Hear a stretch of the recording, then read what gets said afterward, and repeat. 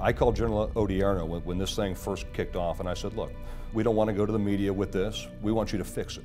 We want Palantir in anybody's hands who wants Palantir when they're on the ground fighting.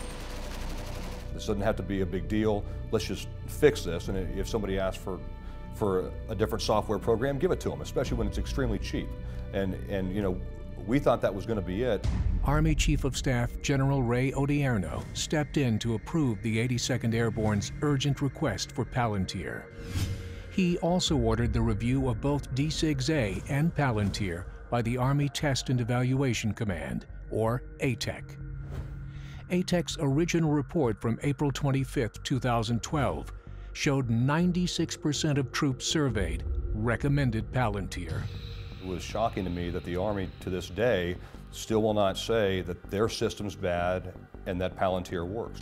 The Army not only wouldn't admit its system was underperforming, it replaced the April 25, 2012 ATEC report with a revised version.